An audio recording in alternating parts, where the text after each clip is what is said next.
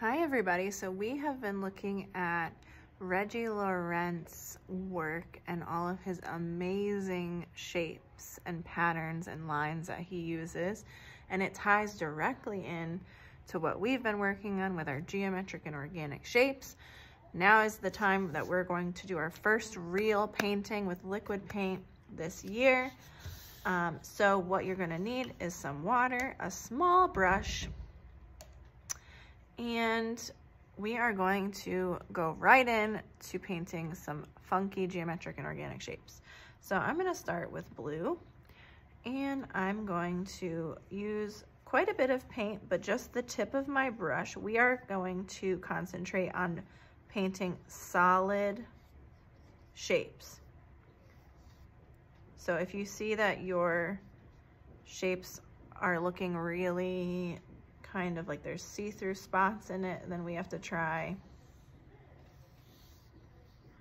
and go a little bit more solid, use a little bit more paint. We just drag the very tip of our brush against the paper, because if you push down too hard, your brush bristles go like this, and then that's when you get that scratchy look, right? So I am not pressing very hard, and I'm creating some funky shapes just like Reggie Laurent uses. So you go one color at a time, and you're going to fill your page with shapes from that color, and then you're going to move on with a different color. Now see, when I press all the way, the brush bristles go, they spread out, which isn't good, because then you get that scratchy shape. So you dip, just barely drag the brush against the paper. I think I'm done with blue. So this is big practice with brush washing, because what will happen if I stick this brush right into the other color? It'll mix it. And everyone at your table will be so upset because their colors are all mixed and ruined. So we wash, wash, wash, wash, wash, wash, wash, give a bath, give a bath, give a bath. Make sure it's nice and clean. You might have a paper towel. You can check that your brush is clean. Now I'm gonna move on to pink. I love his kind of snake-like shapes. Those might be my favorite. Remember when you run out of paint, you just dip your brush back in. His snake-like shapes kind of end in other shapes like circles or squares.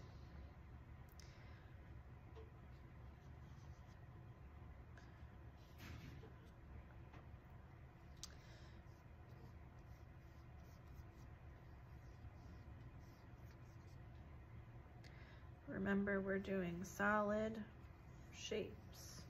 We don't want that scratchy look. Oops, I just accidentally dipped in the wrong color. Wash, wash, wash. So you're gonna keep going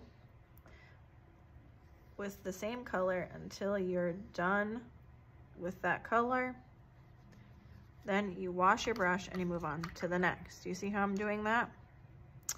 Don't move on until you have finished with that color. That makes you having to wash your brush less often and will minimize the mixing of the colors.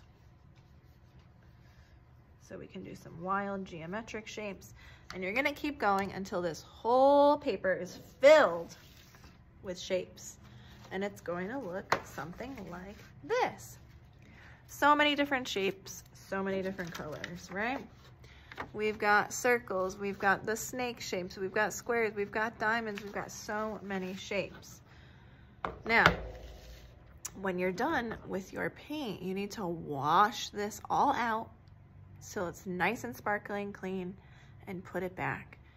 Now our brushes and our water, we also have to wash. Washing brushes, putting them clean, face up, clean hair in the air, ready for the next class.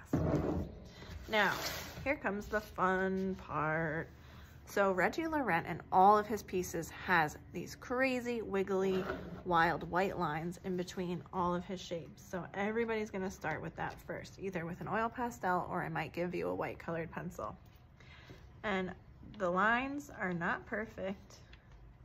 They're kind of wiggly, they're kind of wild, and they kind of trace through all the space between his shapes, right? So you're gonna do that.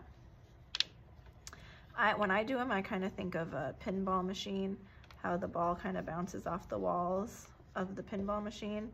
I do that for the shapes. I just let them kind of go ding, ding, ding, ding, ding, ding, ding, ding, ding, and bounce off in between the shapes. But they don't go over them. They just go in the space between them, right? So I'm going through with my white like a pinball machine. And it really pops against the black background. Ding, ding, ding, ding, ding, ding, ding. Pinball machine. Bouncing off the edges of the shapes in all the negative space. All right, so you get the idea, but you're gonna take your time. I'm rushing here. Never rush, there's no rush. Ding, ding, ding, ding, ding.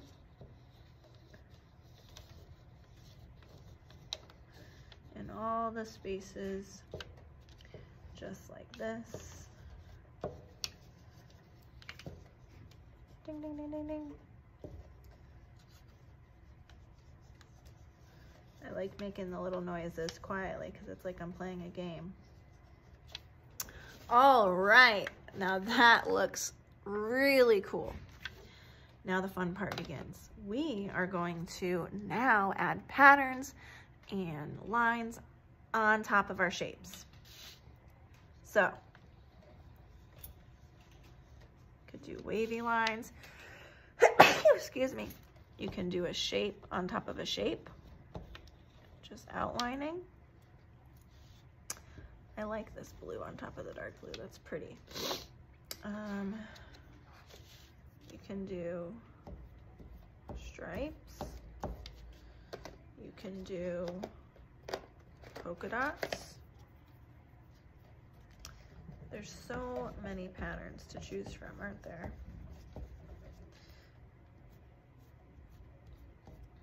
But you are going to take your time and go through all of the shapes, creating all different little patterns on top. Could be swirls. Now you can pick colors that are close to the color you're using, or you can pick colors that will really pop.